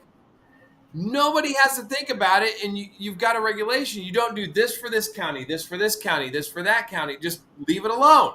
Like, get one set of rules. That's it. See, I like New York. I like New York shores because I fish New York a lot, like Chautauqua and stuff. And they have a slot for like bass and stuff like that and other fish. And the slot really works because in the lake that I do, I call it Lake X. It's not Chautauqua. It's a little lake. There's 3 lakes together. And I fish it for muskie, but they got some really big bass in there, and they have a slot for bass. And it works. Like, you can keep anything from like 15 to 10 inches you can keep. And you can keep anything from like 19 to 20. And you can keep those fish. But anything in between, you can't. So you're catching those big, like, that saves that size for next year. You know what I mean? So I've seen them. I really like the slots. That's interesting. Yeah. But the regulation books are free, so you can't say Yeah. no. Regulation books Right. are free. Right. But You I'll can't tell say you no. though, you get the like. I'll just use Colorado for example for hunting. There's 431 hunting zones for elk, Yeah. and it's crazy. The book is that thick. You got to be a lawyer to understand where you're at and which zone and which what you can hunt with. But that's like PA's rule book is like that too. It's like Wow. PA is like crazy with that. I'm just like, But yeah, see, whatever. and that's the thing. It's like, you look at a book that's this thick. What's up, Steve? You look at a Right, book that's this thick. It's like, what are you supposed to do? Just make it simple. Make it simple for everybody. Yeah. Somebody Did you see made our a doe comment. licenses? What's Our that? index, What's that, Ted? Did you see our doe licenses this year? You had to go online and do all that. That was a big cluster, and I didn't even get a doe license. I'm like, yep, I'm not even hunting for doe this year. Which I I will say know this: anyway. the FWC has done a great job with the online application process when it comes to not only like applying for gator tags, your licenses and everything. They've done a great job. I will say that 100%. Great job with that. This is PA's first year doing that like you guys do it, and it was all kinds of waiting time, and people were on for 8-10 hours. It was just ridiculous. It was funny. You talk about the I'm sorry, Shane. I talked over you. Go ahead. Yeah. You guys don't have from this date to this date, doe is open and then buck only after this date. You don't have. We do, but you need the doe license to hunt that. You don't just get it on your. You don't get it on your regular license. Like I wish they would just do. You can buy your doe tag when you buy your buck license. When you buy your hunting license, you should be able to add it because I can add small game, trapping.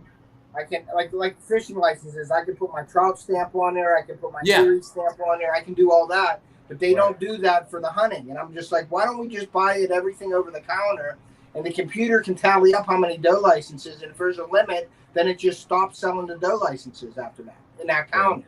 But they don't do it that way. wow. Which drives me crazy.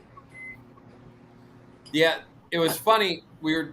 I don't know if you guys ever seen the video that I posted about like the truth about snakeheads, about releasing them into the waters down here and everything like that. Oh, you got to kill them all, Doc. You got to kill them all.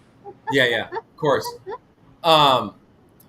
So this one guy posts something and I thought he had a great point, and I never thought about this until he made this comment. He said, basically after watching the video, he's like, the FWC tells you, go ahead,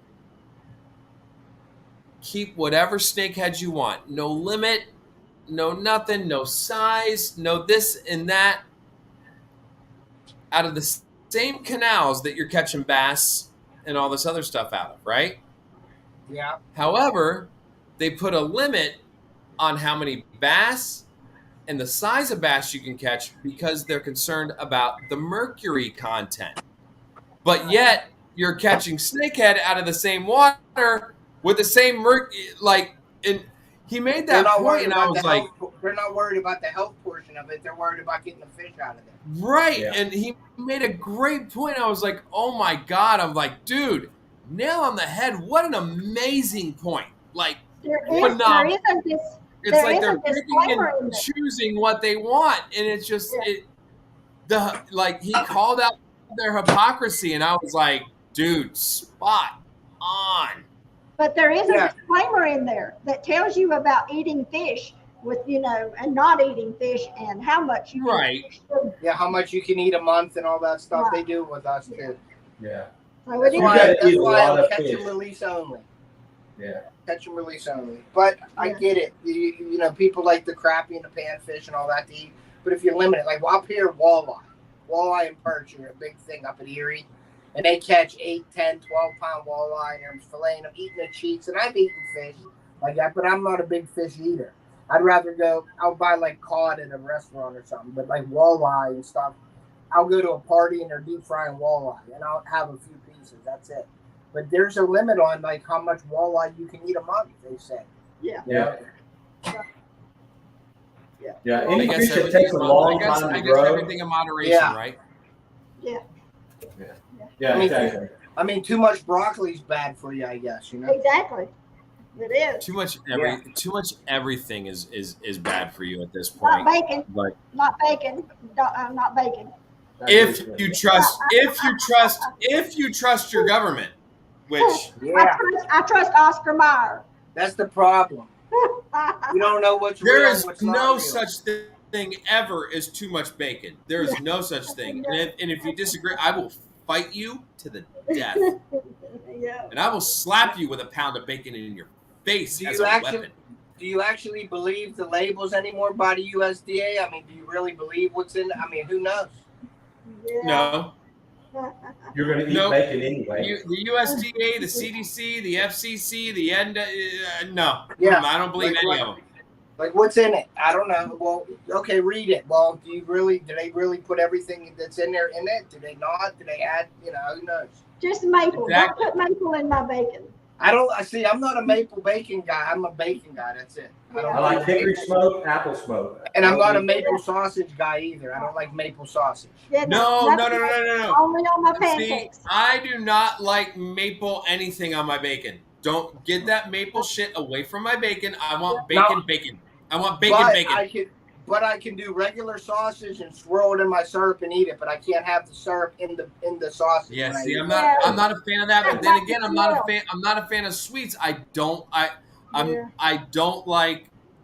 Every now and again, I can have a pancake or a waffle, but I'm not a big fan of sweets. So Yeah. See, now that's why I don't like that.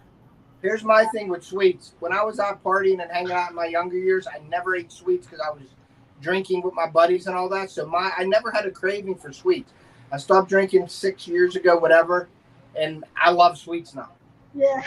Because it's the blood sugar. The blood sugar thing goes on with your body, and I stopped drinking, and now I can eat cake. Like, I'd go to a party and I'd be drinking, but they'd cut cake, and I'd be like, "No, I'm good. I don't want cake. I don't want the cookies." Now when I go to the parties, I'm drinking waters and iced tea and stuff. I want a piece of cake now. Just I just eat the body. Give me more cake. Yeah. Well, all right, kids. It's past 10 o'clock. I think we're gonna end this. Already. Yeah, Okay. I can hear my kids getting restless in the house. I think it's time for me to go put them to bed. Okay. All right. Well, hey, good night, everybody. Shane, I'll talk to you. I'll be entering our fish probably next week sometime. Sounds good. You All right, guys have a good one. have a great weekend. Everybody stay safe. Everybody say a prayer for John also tonight, please. Yeah, Linda. Make sure you give John our best. Go check on him. If anything, Linda, text me tomorrow. Let me know how he's doing. I don't want to text him, wake him up, and but eventually, at some point tomorrow, I'm gonna bother him if I don't hear from y'all. So. Yeah. If he's not All right, better, guys. we'll definitely go to urgent care. We'll see you guys. Have a great night.